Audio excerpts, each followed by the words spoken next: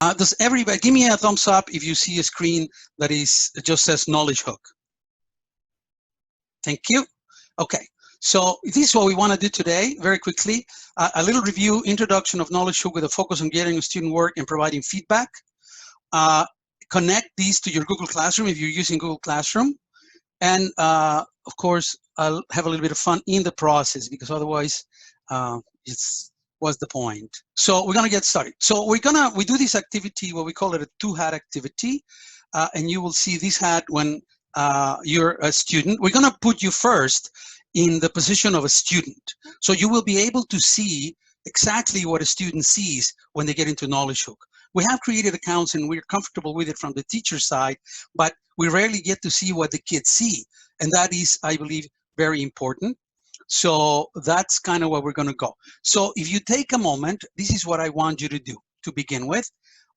Go to this place, not Knowledgehook, but joinkh.com, and then enter that class code. I'm going to leave it there for a few moments.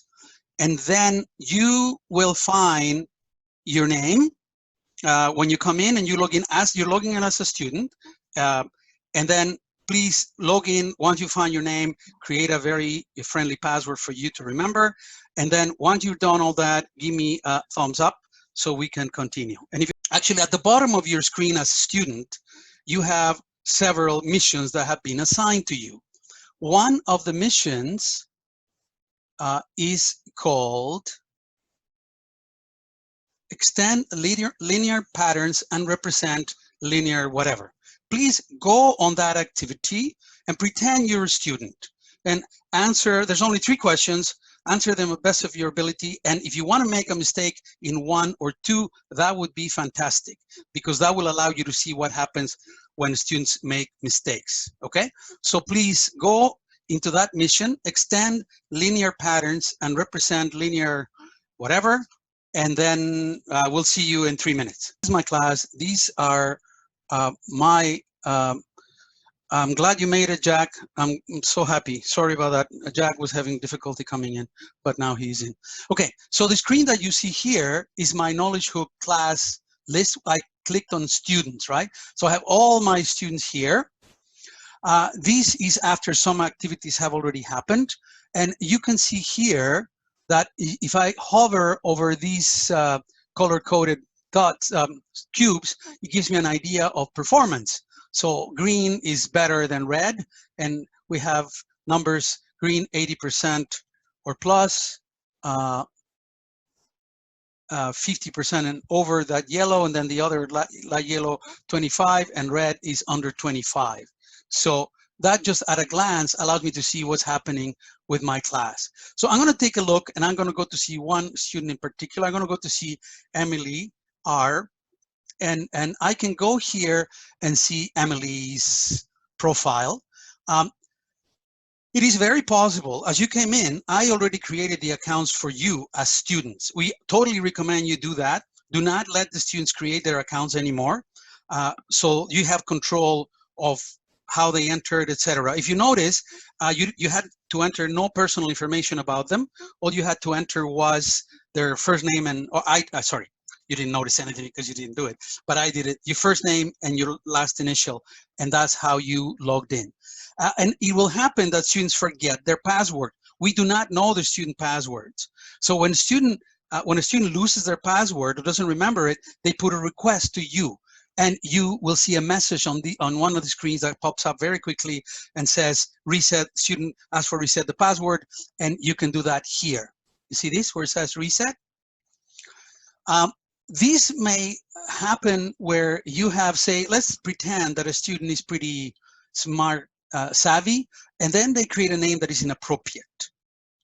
And what do we do about that? In this screen as well, you can go to the student screen and click on remove.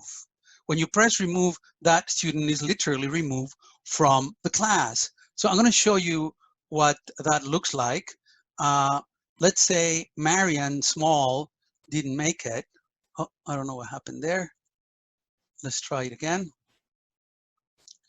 Let's say Marian was changed class or whatever. I'm going to remove her. See that? And now asked me, do you sure you want to remove the student? And bye, she is gone. So you can do that as necessary. Okay, so I'm going to go back to my student here. Where is she? Oh, here. She already got green. Okay. While I was talking to you, she answered all these questions. Right. She's such a goody two shoes. Okay. So here it is.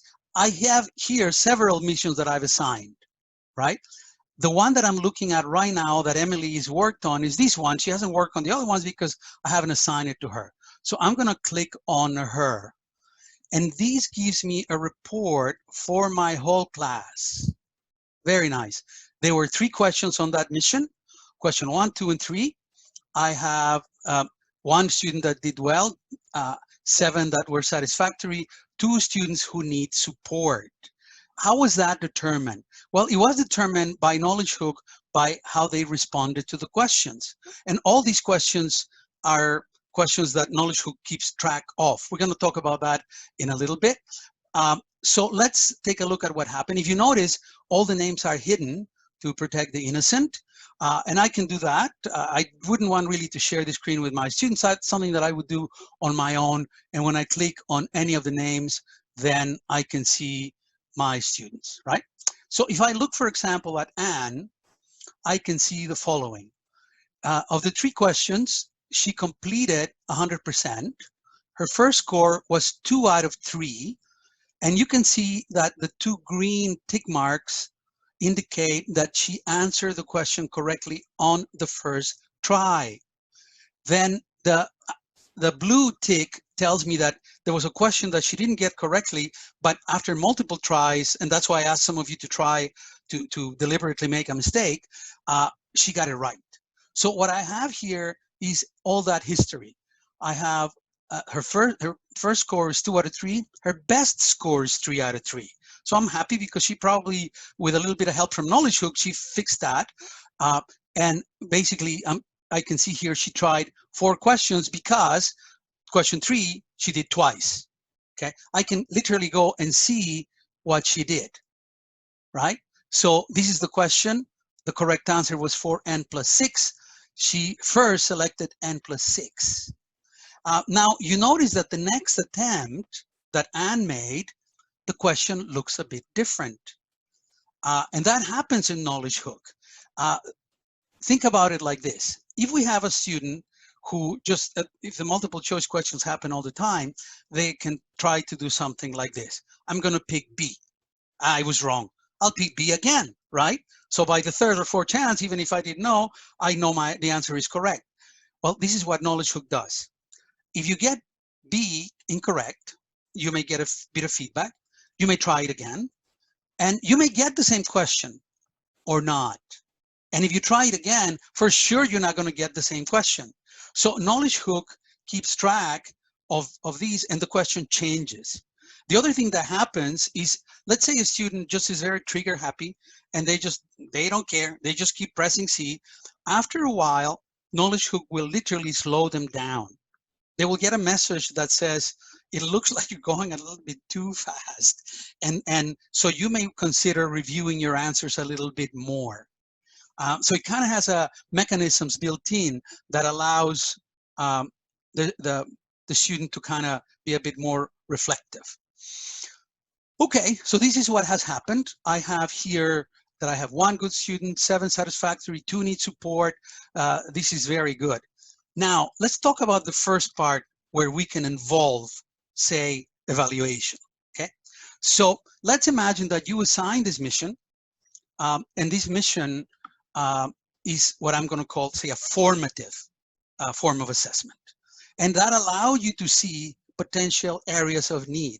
You actually have here a message that says 2 students need support. And if I click on them, I can see that these 2 students need support because they scored below 60%, right? And so I can go and support my students. I can find ways to help them out. I have a summary here, and this is a premium feature. We all have premium. If you're not sure if you don't have premium, please put a message on the chat. We'll make sure you get the premium account. Okay, So I have all these. So now let's imagine that I close these gaps, and I want to now, I'm going to use the word test or evaluate my students. Okay. So what I'm going to do is this. On the same screen that I have this mission, I can do this, measure growth. And when I do that, I get a message that says, run a cloned activity. So you can measure your students' growth. So when I assign this mission, what will happen is my students, let's say you, will get this extra mission that will allow you to work basically on the same content. The questions might be a bit different, but this time it's um, it's allowing me to see what happened. Okay, so this is what happened in this class before you join in. So let me tell you about what happened before. I'm going to go to reports, and I have here, I'm going to pick a different student. I'm going to pick Terrence. And I can see all the work that Terrence has done. I assigned Terrence a kickoff mission. Now, let me tell you about the kickoff missions very quickly. I don't know if you notice when you, well, if you haven't noticed when you come in as a teacher, when you first come into Knowledgehook, it is asking you to use this kickoff mission. Knowledgehook created kickoff missions designed to be given to our students early in the course. The content of these kickoff missions is content from the course from the previous year. So if we give questions, if we give a kickoff mission to a grade 9 class, the content is from grade 8. So arguably, the students are able to handle this content coming into grade 9. And if not, we are able to see where they are. That's the spirit of the kickoff mission. Now you can create your own kickoff missions and then assign them to students. So this is what happened for this class. And if you look at the screen, this is what happened with my kickoff mission. So I'm going to see the results of this mission. Only 3 students were assigned it way back. And if you notice here, I already get a message that everybody needs support. Mamma mia. Okay, so I'm going to see what happened. These the kickoff missions have 9 questions. And take a look at this. Oh dear. There's a lot of students. It's possible, for example, that the student gets a question once, they get it wrong, and then they don't try it again, or they try it twice, and then they go to the next question, right? And that's where you see all these X's, that these students gave up or got it wrong and didn't come back to it. So if I'm teaching this class, I have my work cut out for me. Oh my goodness, look at this. Nobody got question 1 right. There's a lot of issues. Okay. So now I'm worried. What am I going to do? I go and teach my kiddies. I do my best work, and then I assign them these clone mission, like I showed you a moment ago. And guess what? They did it, and now I have this report that says report 2. Take a look at my screen. Report 2 shows me what happened. Oh my goodness, 2 became good, 1 is satisfactory. Okay, that looks better. Take a look at this. Oh my, all those crosses became green marks. Oh my goodness, teacher of the year, I'm gonna get the teacher award, etc. So this is after. Now, here's the part that I want you to think of a possible way to use these as a summative. Imagine exactly that we went through this process. You gave the students a mission that was formative. You address potential gaps through your teaching. And then at some point, you let them know, we're going to give you a clone mission. This is going to be a quiz, a test, a summative, whichever term we want to use. The students are relatively familiar with the content. You are ensuring that that's the case. And then you give it to them. Okay, so now let's see what happened. Let's take a look at Emmy. If you notice here, Emmy got 1, 2, 3, 4, 5, 6, 7 that she got correct on the first try. She got 1 more that was her best score. right? And she tried 9 questions. She improved. I'm very happy. She didn't try this question. Now I'm curious to see how much she grew, figuratively speaking. So I go here to my mission report and I go to growth. Needless to say, all these reports are generated automatically by Knowledgehook after the students complete the first mission and the clone mission, right? So now I can see here exactly what happened with Emily, or with Emmy, excuse me. So I can see that my class grew 48%. So yay, I'm very happy about that. I can see individual growth of each student. And let's interpret these little marks. The green mark is always the same. You will see a small little mark and then a bigger one. The small mark is the result from the first mission. The big mark is the result from the clone mission. So arguably the clone mission should be better because this is our summative, as it were, right? And I can see exactly what happened. So for Terrence, he did very well. Now, if you notice, there is here a little blue icon. The blue icon tells me that Terrence submitted work. We're going to talk about in a moment how do you ask students to submit their work, written work, okay? That's the second part of what we're trying to do today. So here is the question, and here is Terrence's answer. Attaboy, Terrence. So he explained exactly what the question was in his own terms, and he gave me a little diagram. These he did paper pencil, and so that's great.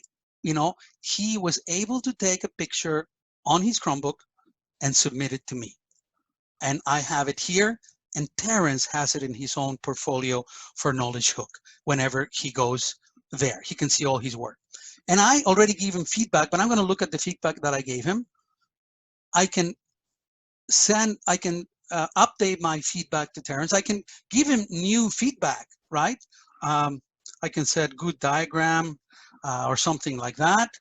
And now I save these. Terrence gets this feedback. I can like it. The solution, he'll know that I like it. I can make it one of my favorites here. Let me make the screen a bit bigger. Please let me know if the screen is not big enough. Oh, I don't know if I can do it. And so I can interact in a way with Terrence. I can give him feedback. Later, I can, of course, check with him to see if he completed these again or whatever needed to be done. But that allowed me to see his work and see his process, which obviously is very important for us as math teachers, right? Otherwise, everything we do is multiple choice and we don't have enough evidence. All right, so this is what has happened in our class. You join in, you have an idea what the kids see, you have submitted a mission, and I was able to see all the work that you did by looking here at either reports or going to any of these students that are here. So I'm gonna go see what Vanessa did. Here's her work, right? And it's fantastic. I can see everything that she has done. I can see the report for the whole class. I can share this information with parents if I choose to do that. And nowadays, I mean, this is of course a call that you will have to make and use your professional judgment. You can invite parents, and this is what it looks like. I haven't invited parents here yet because I'm afraid of your parents, but I can show you what this looks like. So this is, let's say this, we did our mission, and this is what it shows them. They completed 12 out of 12. They did 7 correct the first time, and their best score was 12 out of 12. Great. They can see the missions. They can continue the mission if they haven't completed it. So we are supporting them by giving them very specific feedback as to how their students are doing. So consider doing that, and that is not hard to do. If I go to parents here, then I have the student name and the email for the parent here, and I can just invite them as I see fit. Very good. Okay, so now I need to ask you something. I need to ask you to please leave this page, and then we're gonna go as teachers because we're gonna show you how we do a couple of things. and then we're going to go into how do we connect these to our Google Classroom. So on the teacher account, right? I'm not going to, unless you ask me to, I will not ask you how to create classes or add students because you already know that. I show you how to remove a student, right? Now let's imagine that you want to give activities to your students, right? So when you first created your class has a certain grade. In this case, for example, this class is a grade 9 applied class. Oh, Bharati made it. Bharati, glad to have you here. I know she was having a lot of technical challenges, but she made it. So we're happy about that. Okay, so here is our kind of one of our front pages. These are the activities that are featured. I'm not going to bore you with this, but I invite you to explore some of these activities. They are phenomenal. So we're going to do a quick tour of what this looks like. Here you have the kickoff mission that I mentioned to you. If you open it up, you can view it. You can assign it if you want. By now, I mean, you decide. This is kind of, we're already later into the course, but it's there if you want to use it.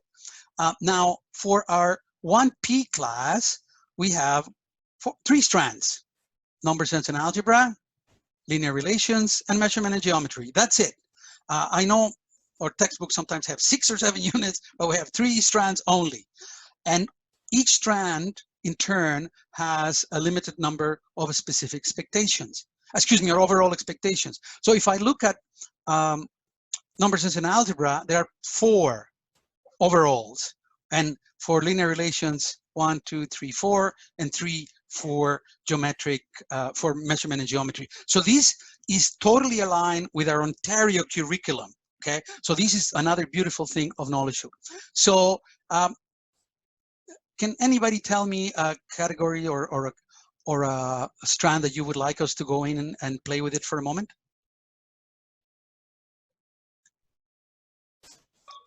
Go, Vanessa.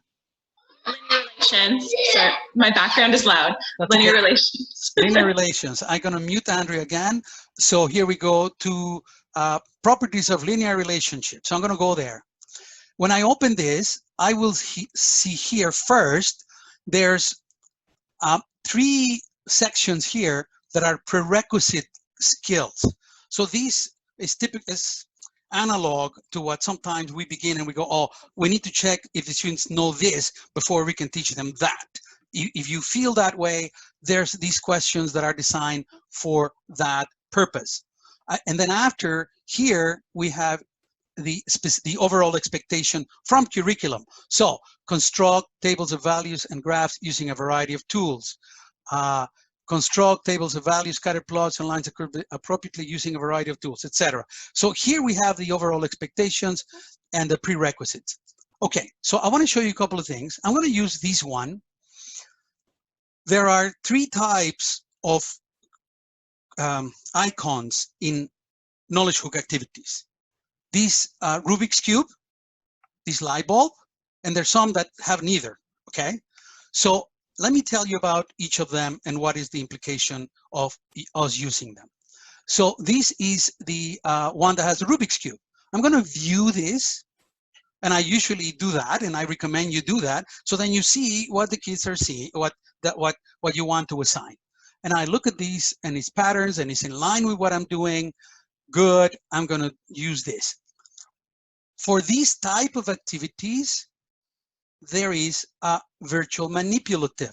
So I'm going to click on student preview. And this allows me to see exactly what the student will see. It's opening up, and it's going to show me what the student sees. So the question reads, what does the graph of this tile pattern look like? Okay, so I'm going to play with this. Oh, do you notice what happened when I click on these plus? Something happened. This is my virtual manipulative buttons, these 2.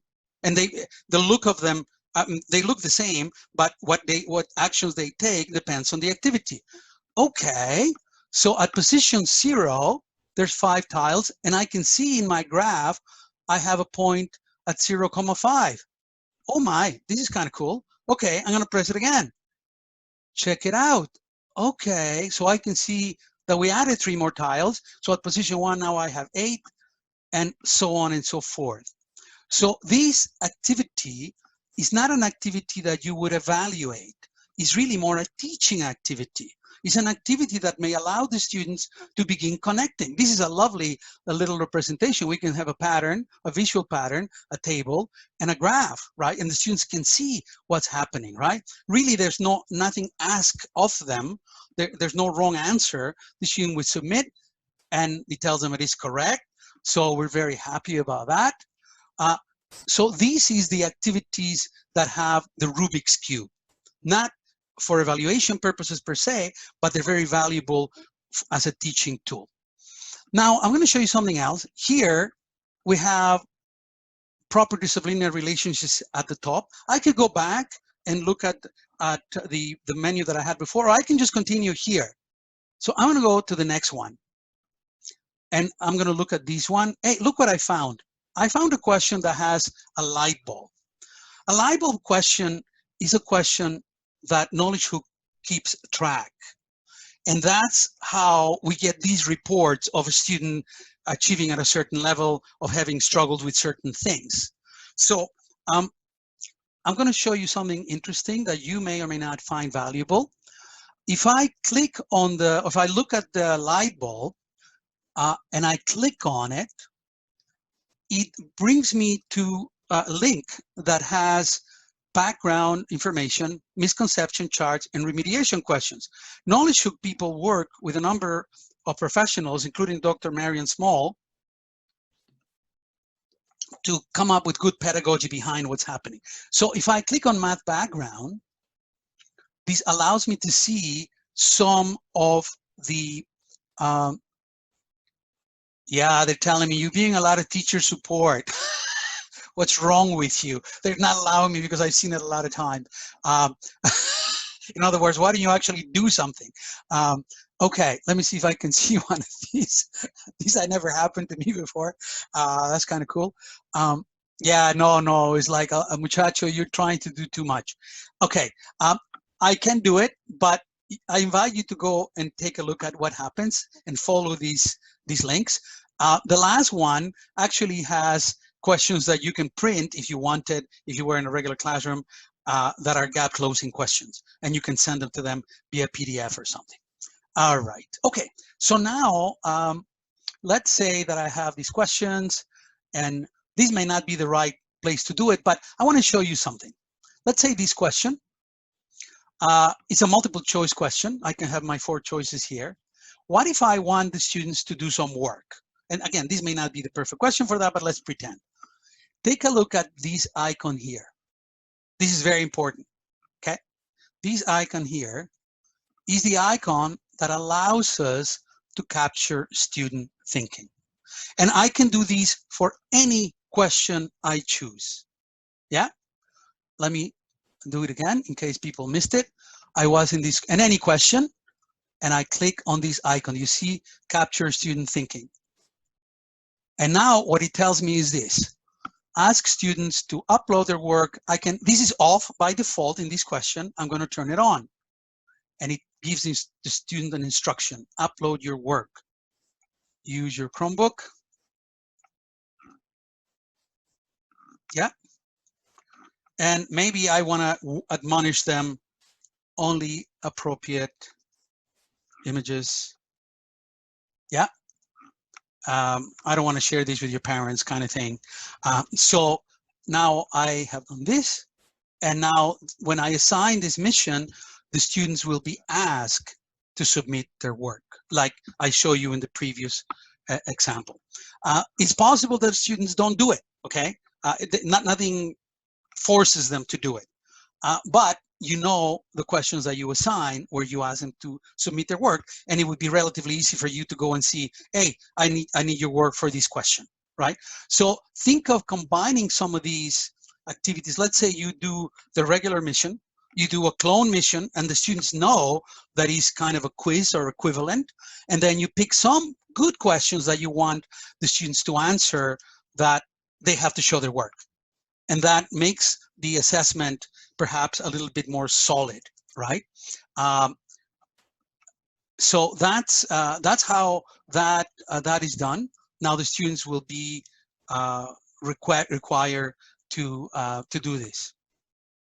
And I think that kind of takes us to what we wanted to tell you, or most of what I wanted to tell you. Karen will tell me a couple of things before I go beyond, or before I leave Knowledgehook.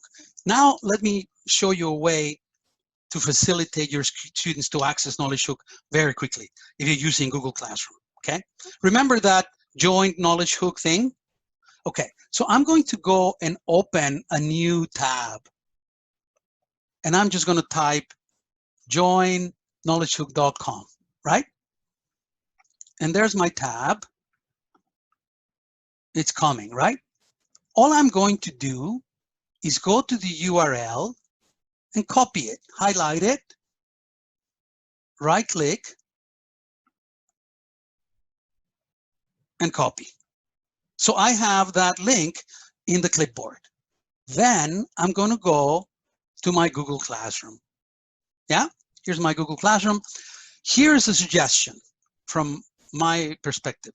I would not put the link in the stream, mostly because, as you may know, the stream keeps rolling, right?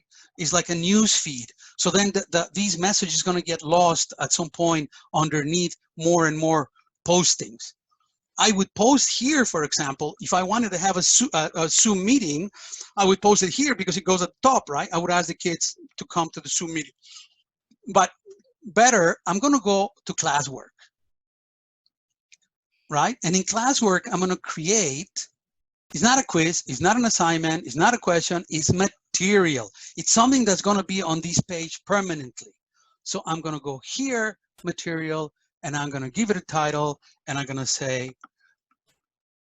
Knowledge Hook link for class, right? And I'm going to add the link that I already had in my clipboard. So all I'm going to do here is Control V or right click and paste, and then add the link, right? And I can give further instructions if I want. Okay.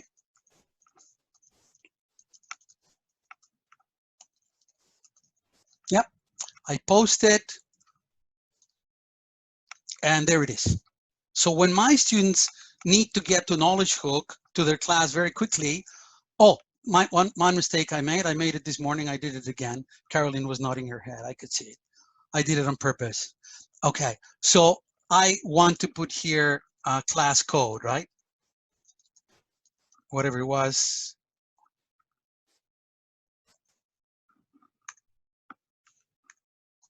Yep, I can put it here. I can put it above, make sure that my kiddies can see it. Yep. So now there it is. When they come here, they see follow the class code, and they click on it, and it's going to take them. It's going to take them there, right? This is the place where we started this when you first came in as students. So we kind of did a bit of a circle. So now we have reviewed Knowledgehook. You know how to create missions. You know how to. Does anybody need to learn how to edit missions to make missions bigger? Because missions are usually 3 questions. Let me stop sharing, and then maybe we'll go to some questions, and then we'll wrap it up. If somebody has some question, let's do that. Okay, so Arlene is asking a question here. How many attempts do students get at each question? How many times can each student go through a given mission? Also, can you link Knowledgehook and D2L? So let's go part by part. Great questions, Arlene, thank you. I believe students have, I don't know if it's unlimited, but they have a significant number of chances to get to the questions. The spirit of that, the key idea of Knowledgehook is an instructional guidance system. So we want the kids to learn, to get better. right? The intent is not evaluative from the beginning, but rather formative. So yes, I don't care if you get the first few questions wrong, but now you're beginning to understand what's happening and you're improving, right? So gradually, of course, they'll hopefully they become more proficient and they have to answer less and less. How many students can a student go through a mission? That's a great question as well. This is very fascinating. As you might have noticed, when you went as students, at some point, if you got some questions right, you got some rewards, some bots that unlocked and gifts that you can send other people in the class and all kinds of gamification stuff. Students get rewards for completing missions perfectly. So let's say a student did that, a mission that had 9 questions and they got 2 wrong. They can go back and answer 3 of those, answer those questions correctly, and then their score goes up and they earn other stuff, right? So there's a kind of an incentive that the students like to improve. And the last part question, can you link it to D2L? Absolutely, you can link it to D2L. Just like, remember how you saw this now? Do you want me to show how to do that to D2L, or were you able to? The same process as you did for Google Classroom, right? I did it for Google Classroom because a lot of people use Google Classroom. That they want to ask anything you want to contribute. I might have missed stuff. Carolyn is fantastic at finding stuff that I miss. If I imported my students like from Google Classroom, so when they log in, are they going to see that list that has their names and they choose their name? When you say you imported them, can you elaborate a little bit? Yeah, so when I created a new classroom, I think it said import students from Google Classroom, and I said yes, and then we just connected it that way. So I think and that happened in Knowledgehook? Yes. And when well, fantastic! I didn't know that. See, that's beautiful. So when you see these students, did you see the first name and in the first? Sorry, excuse me, first name and initial? I think so. Let me just double check. Yeah, fantastic. Yeah, no, hey, I didn't know that. See, there you go. You learned something new. Yeah, that's exactly what I see. Perfect. So then even better, right? You don't have to add student that way. I mean, they keep improving Knowledgehook, in fairness to these friends. So great. I love that, Vanessa. Thanks a lot. Thank you so much. Thanks a lot for coming. If there's anything I want to stress about today is this. And of course, everybody who knows me knows my bias. Please use these missions first as formative stuff, right? Let's make sure that our kiddies are very sound and they can be successful once we give them these tests or whatever we want to call it, so that our success improves and everybody feels better. It's not anything, please forgive me. I know all of you are fantastic teachers, so I just want to mention that because you know, we are teachers and we want to get marks and we want kids to do, you know, go back to normal, and we're not in Kansas anymore, right?